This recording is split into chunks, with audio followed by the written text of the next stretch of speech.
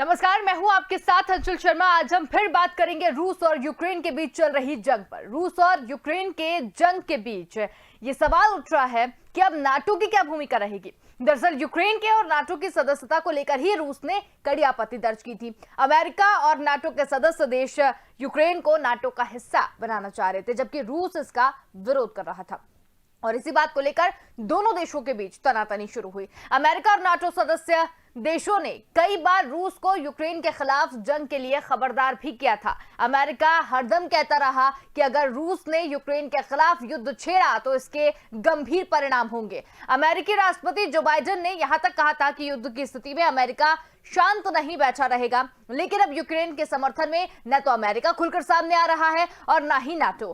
क्यों अलग थलग पड़ गया है यूक्रेन, इसी बात पर हम आज बातचीत करेंगे। तो नाटो का नकारापन किस तरीके से है, उस पर हम बातचीत करेंगे। अमेरिका और नाटो देश कई बार आमने सामने आए हैं। अब जंग छिड़ी तो यूक्रेन की मदद के लिए ना तो रूस आगे आ रहा है, ना ही अमेरिका आ रहा है। तो क्या नाटो का मकसद क्या है, इस पर हम बातचीत करेंगे। नॉर्थ अटलांटिक ट्रीटी ऑर्गेनाइजेशन यानी नाटो का गठन रूस के विरुद्ध ही किया गया था। 12 देशों के नॉर्थ अटलांटिक ट्रीटी इसमें थे और अब जो बढ़कर 32 देश हो गए हैं।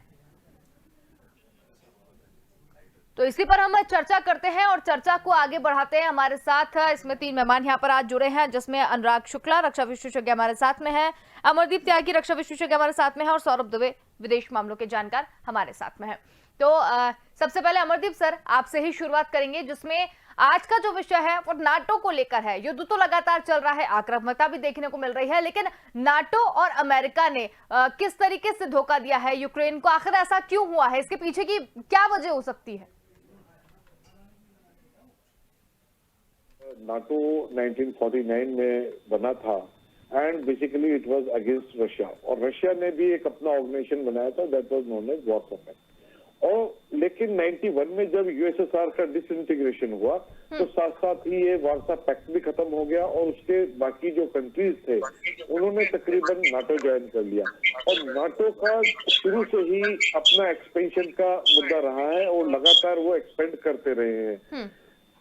और जो यूक्रेन के साथ जो यूक्रेन ने कहा कि we are also going to join NATO, तो सबसे ज्यादा खतरा हुआ रूस को, क्योंकि कोई भी देश अपनी संप्रभुता, अपनी सेफ्टी सिक्योरिटी को दांव पे नहीं लगा सकता। और वो जैसा मैंने एक बार पहले भी कहा, आज भी मैं दोहरा रहा हूँ कि जिस तरह जो विभीषिका ऑफ वॉर जो हमें यहाँ दिखाई दे रही है यूक्रेन में, सेम कंडीशन हो सकती थी कि लेटर और सूनर ये रशिया के अंदर। तो टू प्रोटेक्ट इटसेल्फ रशिया ने ये अटैक किया। उसके अलावा यदि आप यूक्रेन का मतलब समझे in Russian language, Ukrainia and that means border area, that is the border area of Russia. तो Russia would never ever like to have Ukraine separate, because once Lenin said कि separation of Ukraine is as if you had a body, यानी कि Russia will be headless if you remove Ukraine from it. तो Russia का अपना interest है, NATO का अपना interest है। नाटो का इंटरेस्ट है कि रशिया से जाने वाली जितनी भी पेट्रोलियम और गैस पाइपलाइन है उन पे उनका कंट्रोल हो, यूक्रेन के जो रिसोर्सेज है, नेचुरल रिसोर्सेज है, उनके ऊपर इनका कंट्रोल हो जाए। इस तरह करके इन्होंने ये सब प्लान किया, एक्सपेंशन किया। लेकिन अमेरिका और नाटो कंट्रीज सोच रहे थे कि इन सबके इस गिरोह से, मैं ये शब्द यूज कर रहा हूँ, गिरोह से रशिया डर जाएगा और वो ये इस तरह का हमला नहीं करेगा। लेकिन जिस तरह व्लादिमीर पुतिन ने अपनी प्रिपरेशन करा, सारा होमवर्क करके जब ये यूक्रेन पे हमला किया, और उसने इनको भी ये सीधे सीधे थ्रेट कर दिया कि if anybody will interfere be ready to face the music. तो कहने का तात्पर्य है कि अब इस डर से कि क्योंकि यदि इन्होंने कोई भी इंटरफेरेंस किया, Russia will definitely directly go for attack to that particular country. तो इस डर से इन्होंने यूक्रेन को, यू कैन से कि इन्होंने इस वार की जो विभीषिका है, युद्ध की जो विभीषिका है, उसमें धक्का देकर इसको छोड़ दिया है बीच में। अब कोई भी इस डर से कि यदि इन्होंने कुछ भी इस तरह का एक्शन लिया, फिजिकल एक्शन किसी भी कंट्री ने लिया, तो definitely Russia will going to give befitting reply to that country, चाहे उसके लिए उसे न्यूक्लियर वेपनरी का इस्तेमाल क्यों ना करना पड़े। बिल्कुल, तो इस कारण से ये चुप बैठे हुए हैं, वरना यदि इस तरह की बात इनके मन में डर ना होता तो अभी तक ये फिजिकली ग्राउंड पर उतर जाते। तो बिकॉज ऑफ दैट रीजन इन्होंने यूक्रेन को धोखा दे दिया। बिल्कुल राजेश, अनुराग शुक्ला जी आपसे जानना चाहेंगे कि रूस और यूक्रेन की जंग में आखिर नाटो खुलकर सामने क्यों नहीं आ रहा है? आपके दृष्टिकोण से आप क्या समझते हैं? जैसा बताया था मैं अभी, एक चीज मैं रिपीट करना चाहूंगा कि इतना आसान नहीं है नेटो देश को डायरेक्ट इंटरवीन करना। दोनों देश, यूक्रेन और रशिया, दोनों किसी टाइम पे न्यूक्लियर पावर थे। यूक्रेन ने गिव अप कर दिया है, लेकिन रशिया आज भी बहुत न्यूक्लियर पावर है। उन्होंने बड़े डायरेक्टली क्लियर शब्दों में कहा है कि कोई भी इंटरफेयर करेगा तो वो अपने बचाव में न्यूक्लियर पावर को यूज करने में कतराएंगे नहीं। बिल्कुल अमरदीप सर, अगर जो बाइडेन की अगर बात करें, अमेरिका की अगर बात करें, तो वो भी एक अहम भूमिका इस पूरे मामले में रख रहा है। तो युद्ध टालने में आखिर क्यों नाकाम रहे हैं बाइडेन? इसके पीछे की क्या वजह हो सकती है? देखिए, Biden itself has been proved as the weakest leader of America. यदि आप इनका अफगानिस्तान से भागना देख लें, तो ऐसे आज तक कभी कोई फोर्स जो है इस तरह अपना वेपन, अपना इक्विपमेंट, अपने एयरक्राफ्ट छोड़कर नहीं भागती है। तो दैट मीन्स कि as of now USA has got the weakest government, ये सबको दिखाई दे रहा है। और जिस तरह उन्होंने सिर्फ बाहर से उकसाने का जो माहौल बनाया है, खाली एक तरफ से वो यूक्रेन को ये वादा करते रहे कि विल सपोर्ट यू, जो कुछ भी होगा, यदि वॉर की स्थिति आएगी तो विल सपोर्ट यू, उधर बार बार रशिया को भी एक तरह से उकसाने का काम किया है कि Russia is going to attack on so and so date, रशिया अपने आप को ये तैयार कर रहा है। इस तरह तो चारों तरफ से मीडिया और उसको सबको मिला के इस तरह का माहौल बना दिया कि perforce Russia has to get involve in this war. तो अमेरिका अपने हाथ टेकना चाहता है, दैट्स इट। वो कुछ सिर्फ वो ज्यादा से ज्यादा क्या करेगा, रशिया पे सैंक्शंस लगा देगा। And for how long? Because European countries जो बाकी जो दूसरे नाटो के मेंबर है, दे can not sustain without Russia.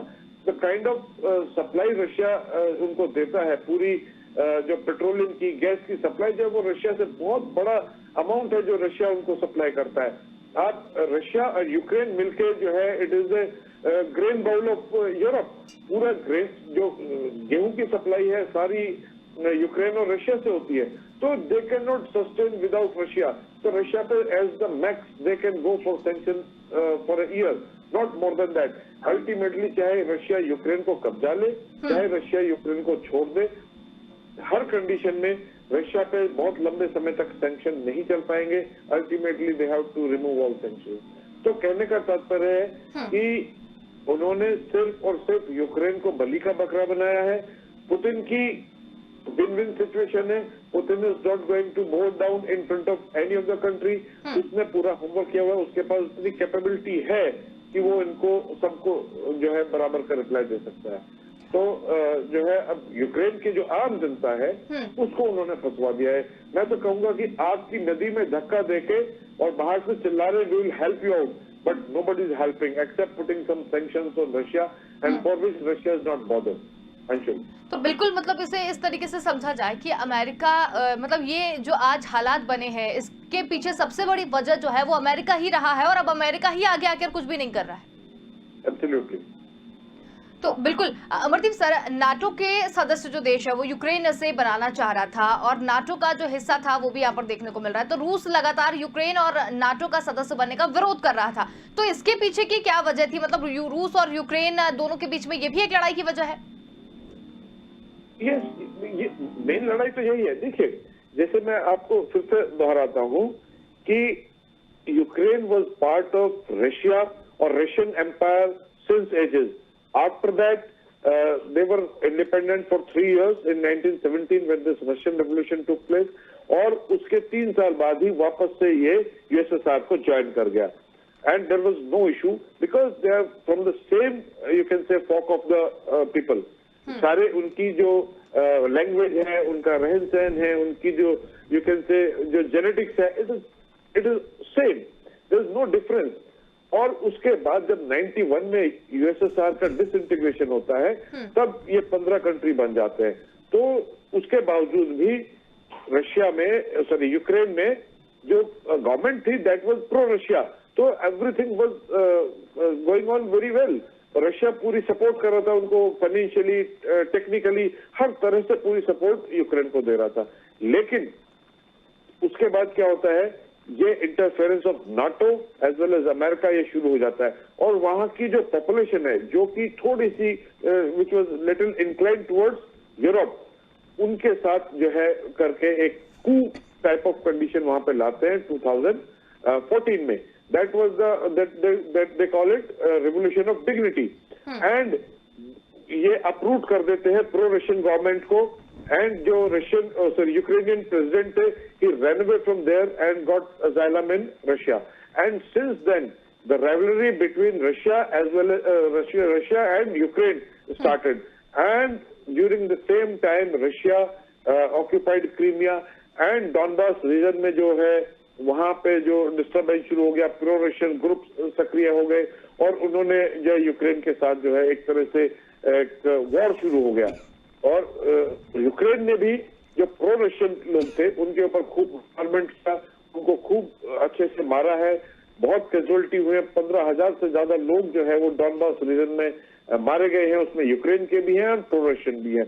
तो इस तरह ये राइवलरी स्टार्ट किया और उन्होंने ऑफर किया कि हम जो है नाटो में ज्वाइन कराएंगे। अरे नाटो में ज्वाइन कराना था तो why were you talking, why you are making so much of you and cry, why didn't you make them join? और आज भी यदि वो आज भी इंक्लाइंड है तो आप आइए ना सामना करने के लिए। तो बेसिकली उन्होंने ये देखना था कि रशिया गोइंग टू रिएक्ट, किस तरह वो रिएक्ट करेगा, इस तरह की उन्होंने प्लान किया था। और रशिया को ये दे वर नॉट एक्सपेक्टिंग कि पुतिन जो है इतने हार्श स्टेप उठा लेंगे कि वहां पे अटैक कर देंगे। हालांकि पुतिन आज भी जो है बहुत ही कॉशियसली, उनकी आर्मी जो है बहुत कॉशियसली वहां पे मूव कर रही है, and they are taking of collateral damage, civil population की कम से कम कैजुअलिटी हो, कम से कम नुकसान हो। They are targeting directly the defence installations और the installation which are related to the defence services. तो that is the thing, Russia जो है यूक्रेन को अपना हिस्सा मानता है, मानता रहेगा, और किसी भी कीमत पर पुतिन जो है यूक्रेन को नाटो का सदस्य बनने नहीं देगा, चाहे तो वहां पे प्रो रशियन गवर्नमेंट स्टैब्लिश करेंगे या फिर इसको वापस से रशिया में मिला लेंगे। That is the main issue. बिल्कुल अनुराग जी, अमेरिका और नाटो देश ने कई बार रूस और यूक्रेन के खिलाफ जंग के लिए खबरदार किया था। अब जब जंग छिड़ी तो यूक्रेन की मदद के लिए ना तो रूस आगे आ रहा है और ना अमेरिका आ रहा है। तो जब ये इस तरीके की स्थिति बन गई है तो क्या लग रहा है आपको कि क्योंकि आक्रामकता लगातार बढ़ती जा रही है, कोई भी मदद के लिए सामने नहीं आ रहा है, तो क्या आगे की कैसे से अंजाम तक पहुंचाया जाए, क्या इसका अंदाजा लगाया जाए? अंदाजा बड़ा क्लियर है। रशिया ने अपना स्टैंड बिल्कुल क्लियर करके रखा हुआ है और उन्होंने एग्रेसिव भूमिका निभाई हुई है और वो धीरे धीरे एक एक शहर पे हमला करते हुए उस पर कब्जा करते चले जा रहे हैं। ये युद्ध ज्यादा दिन तक नहीं चलने वाला है। एक तरफ से वेस्टर्न पावर सपोर्ट के नाम पे उनको छोटे हथियार देने की कोशिश कर रही है और बड़े बड़े फाइनेंशियल पैकेज देने का ऐलान कर रही है। उनका पर्पस सिर्फ ये है कि ये जो स्ट्रगल है, जो मूवमेंट है, इसको ज्यादा से ज्यादा चलाया जाए तो दैट फाइनेंशियली और अदर तरीके से रशिया को ड्रेन किया जा सके। लेकिन ऐसा होने नहीं वाला, क्योंकि जो लोकल पॉपुलेशन है वहाँ की, वो रशिया को सपोर्ट करती है। तकरीबन 37% ऑफ पॉपुलेशन यूक्रेन की रशिया सपोर्टर्स है। और इसके अंदर जो 2014 में इन्होंने यूएस बैक रेवोल्यूशन कराया था, जिसके अंदर की वहाँ की इलेक्टेड गवर्नमेंट को हटाया गया था, तो उसके बाद जो नई गवर्नमेंट आई उसके पक्ष में ज्यादा लोग है नहीं। तो अभी तक जो हमने युद्ध का देखा है पिछले 9 दिन के अंदर, तो रशिया ने बड़े हथियारों का उपयोग बहुत सोच समझ के किया है और हमेशा छोटे हथियारों से ही उन्होंने अटैक रखा है। और उन्होंने ये कोशिश की है कि अच्छे अच्छे ठिकाने हैं जिसके ऊपर सेंसिटिविटी है उसको ध्वस्त ना किया जाए। आज आपने जैसे देखा होगा कि न्यूक्लियर रिएक्टर्स के ऊपर भी एक खबर आई थी जिसमें कि वो कह रहे थे कि अटैक हुआ है, और उसको भी उन्होंने बड़ा क्लियरली साइड में टारगेट किया था और उसको अपने सिक्योर किया है आके। तो रशिया इस समय बड़ा टैक्टिकली चल रहा है, वो बड़ा उद्देश्य हासिल करना चाहता है, बट वो डैमेज कम से कम चाहता है। बिल्कुल, सौरभ दुबे जी भी हमारे साथ लगातार बने हुए हैं। सौरभ जी, नाटो की अगर बात करें, नाटो देशों की, तो उसका मूल उद्देश्य दूसरे विश्व युद्ध के बाद रूस के यूरोप में विस्तार को रोकना था। क्या इस बात में सत्यता है? जी, नाटो की अगर बात करें तो नाटो एक तरह से इस वक्त जिस भूमिका में दिखाई देना चाहिए था उस भूमिका में दिखाई नहीं दे रहा है। रूस के विस्तारवाद की बात करें तो पुतिन फिलहाल जिस मुद्रा में है, ऐसी आक्रामक मुद्रा पुतिन अख्तियार किए हुए हैं, ये लोगों को हैरत में डालने वाली है। और खास बात ये है कि पुतिन के इस आक्रामक रवैये से सबसे ज्यादा नुकसान आम आदमी का हो रहा है यूक्रेन में। आम आवाम को नहीं मालूम था कि उन्हें इस तरह के दिनों का भी सामना करना पड़ेगा। नाटो की शुरुआत में ही नाटो के विस्तार को लेकर कुछ शर्तें लगाई गई थी, जिसमें कि नाटो का बहुत अधिक जिस तरह का विस्तार आज के इस वक्त में किया जा रहा है, इस तरह के विस्तार की संभावनाओं से इनकार किया गया था। तो नाटो ने जहां एक तरह से दबाव बनाने की कोशिश की, वहीं रूस ने करारा जवाब दिया है। लेकिन मैं ये नहीं कहूंगा कि इसमें रूस सही है या नाटो सही है या अमेरिका सही है। इस वक्त सही और गलत का फैसला तय करना बहुत मुश्किल है, लेकिन सबसे बड़ी बात यह है कि इन राष्ट्राध्यक्षों की करनी के कारण जो यूक्रेन के मूल निवासी हैं, जो वहां के बाशिंदे हैं, उन्हें मुश्किल झेलनी पड़ रही है। अगर हम पुतिन की बात करें तो पुतिन बंदूक लेकर नहीं जाएंगे, पुतिन हथियार लेकर नहीं जाएंगे किसी मोर्चे पर लड़ने के लिए। बिल्कुल। और ना ही जेलेंस्की जाएंगे कहीं किसी मोर्चे पर लड़ने के लिए। लेकिन इन लोगों के पास निर्णय लेने की क्षमता है, और जब व्यक्ति को खुद हथियार लेकर युद्ध मैदान में लड़ने के लिए नहीं जाना और सिर्फ फैसले लेने की क्षमता है, तो मुझे ऐसा लगता है कि वहां मरने वालों की संख्या गिनती में तय की जा रही है। मानवीय संवेदनाएं शून्य हो गई हैं। एक तरफ जहां बातचीत का दौर लगातार चल रहा है, वहीं दूसरी तरफ कीव में जगह जगह बम धमाके हो रहे हैं। ये कैसी बातचीत है? ऐसी बातचीत पर सवालिया निशान उठना लाजमी है। हम यूएन की भी स्थिति को देख चुके हैं। विश्व व्यवस्था में अब यूएन भी लाचार जैसा क्यों नजर आ रहा है, ये भी एक बड़ा सवाल है। हमें कहीं ना कहीं इस व्यवस्था के पीछे एक बार फिर विचार करना होगा, विश्व व्यवस्था को सुदृढ़ करना होगा कि कहीं ये तीसरे विश्व युद्ध की शुरुआत तो नहीं। और अगर ये तीसरे विश्व युद्ध की शुरुआत मानी जाए तो इसे यही लगाम लगा देने की जरूरत है, क्योंकि इसका खामियाजा पूरी दुनिया को ना भुगतना पड़े, ये बेहद जरूरी हो जाता है। पूरी दुनिया के लोगों को इस विषय में गंभीरता से सोचने की जरूरत है। जो तरह के हथियार घातक इस्तेमाल किए जा रहे हैं, ये घातक हथियार केवल यूक्रेन में ही तबाही नहीं ला रहे, बल्कि पूरे विश्व में पर्यावरण के लिहाज से भी बेहद घातक सिद्ध होने वाले हैं। और इन खतरनाक हथियारों का खामियाजा पूरी दुनिया को भुगतना पड़ेगा, ऐसा मुझे लगता है। अंशुल, बिल्कुल। अनुराग जी, एक सवाल आपसे यह है कि पूर्वी यूरोप की अगर बात करें तो साम्यवादी देशों के साथ मिलकर रूस ने एक वार्सा पैक्ट का गठन किया था, तो ये क्या था वार्सा पैक्ट? जब कोल्ड वॉर चल रहा था, इससे पहले की बात है, जब सेकेंड वर्ल्ड वॉर खत्म हुआ था, तो एक तरह से सुरक्षा की दृष्टि से कई देशों ने आपस में समझौता किया था, जिसमें कि उन्होंने एक दूसरे की मदद का वादा किया था उस सिचुएशन में कि कोई उनका एडवर्स देश उनके ऊपर कभी हमला करता है तो। लेकिन over a period of time pressure पड़ने पे 1991 में ये यूएसएसआर का जो विघटन हुआ था, इन्होंने अपना यूएसएसआर खत्म कर दिया गया था। तो इसमें 15 के लगभग कंट्रीज इंडिपेंडेंट हो गई थी, और उस समय वार्सा पैक्ट वहीं पे खत्म हो गया था। और उस समय अमेरिका से मांगा गया था ये आश्वासन कि आप हमें आश्वासन दीजिए कि अभी आप एक्सपेंशन नहीं करेंगे, और इसके बाद यहीं पे ये जो कोल्ड वॉर है खत्म कर दी जाए।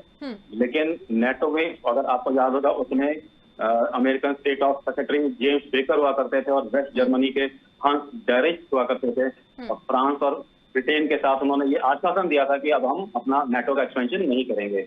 लेकिन इसके बावजूद भी 2004 तक लगभग 12 कंट्रीज ने ज्वाइन किया था नेटो, और 2007 में बुल्गारिया और रोमानिया के ज्वाइन करने पे 2 और कंट्री ऐड हो गई थी। तो इस तरह से पूरा बेल्ट बना लिया गया था रशिया के आसपास, जिसमें सारी पुरानी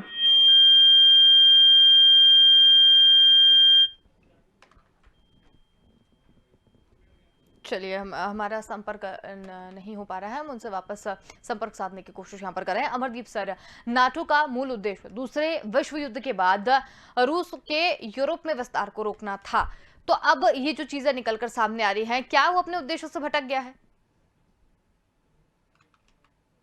नाटो तो पहले से ही रशिया को जो है वो कंटेन करना चाह रहा था।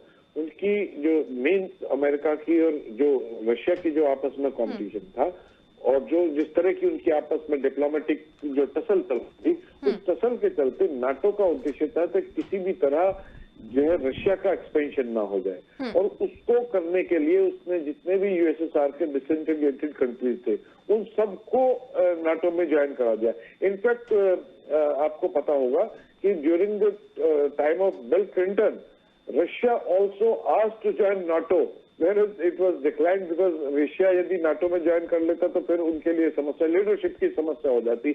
NATO means it is totally the control of America. तो अमेरिका उस होल्ड को, क्योंकि यदि नाटो में रशिया आ जाएगा तो बराबर का कंपटीशन हो जाएगा दोनों में, तो दैट इज वाई मतलब ही वाज रिफ्यूज कि भाई आपको नाटो की मेंबरशिप नहीं दे सकते। लेकिन धीरे धीरे उन्होंने एक्सपेंशन करके अपने जो जितने भी यूएसएसआर के जो बाकी कंट्रीज थे उन सबको जो है नाटो का हिस्सा बना दिया। अब लेकिन वो उनका उद्देश्य, क्योंकि यूक्रेन जो है एक अच्छा बड़ा कंट्री है, बाकी जो छोटे लिथुआनिया है, लटाविया है ना, ये बहुत छोटे छोटे कंट्रीज है, उनसे रशिया को इतना ज्यादा फर्क नहीं पड़ता। लेकिन यूक्रेन जैसे बड़े कंट्री को यदि वो नाटो में शामिल हो जाता है और नाटो फोर्सेज यदि वहां पे आ जाती है तो ये सीधे सीधे रशिया के ऊपर जो है इतना प्रेशर बन जाता। इट इज समथिंग लाइक कि यदि आपका पड़ोसी यदि मकान बनाता है और आपके घर की यदि नींव को हिलाने लगे तो नोबडी विल एक्सेप्ट इट। तो सेम वे रशिया को ये एक्सेप्टेंस नहीं था कि नाटो फोर्सेज आकर जो है यूक्रेन में बैठ जाए। दैट इज वाई इट मतलब जो है रशिया जो है बार बार वार्निंग दे रहा था कि we will not allow you to join NATO. बाकी रशिया से जो और उसका कैंपेन जो है वो ऑलरेडी नाटो और अमेरिकन कंट्री अमेरिका जो है वो चला रहा था। वहां पे इस तरह का माहौल क्रिएट कर दिया कि सारा माहौल एंटी रशिया कर दिया। कहाँ वहां पे प्रो रशियन गवर्नमेंट हुआ करती थी। तो इस तरह ये सब जो इंटरनेशनल पॉलिटिक्स जो है उसने सारा माहौल खराब किया।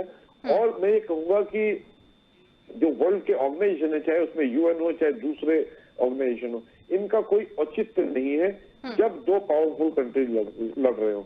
ये जो है छोटे छोटे देशों को जिनके यहाँ रोटी का पानी का जो है दिक्कत है उन पे तो प्रेशर बना सकते हैं, क्योंकि दे can not sustain without any external support. उनके ऊपर जरा से सैंक्शन लगते तो उनको वहां की जनता तो चीखे मारने लगी।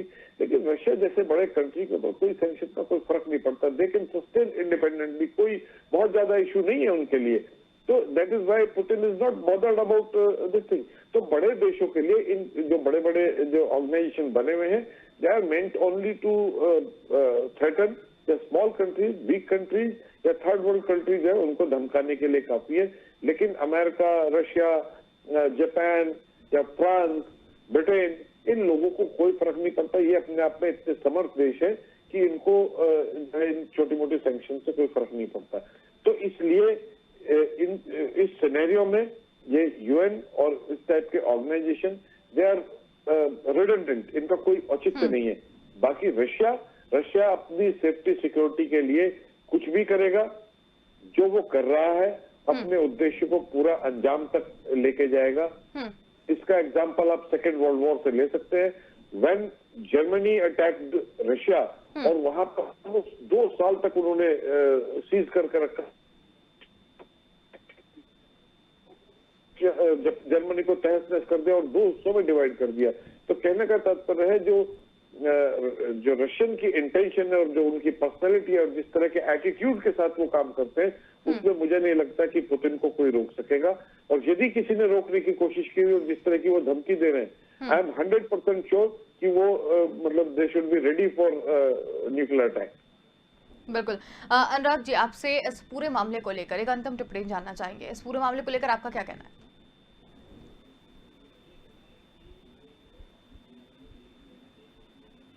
किसी और के बहकावे में ना आके अपने देश के अपने जान माल का नुकसान बचाने के लिए उनको अपना डिसीजन जल्दी से जल्दी लेना चाहिए। और ये कोई किसी भी तरह से ये युद्ध वो जीतने नहीं वाले हैं।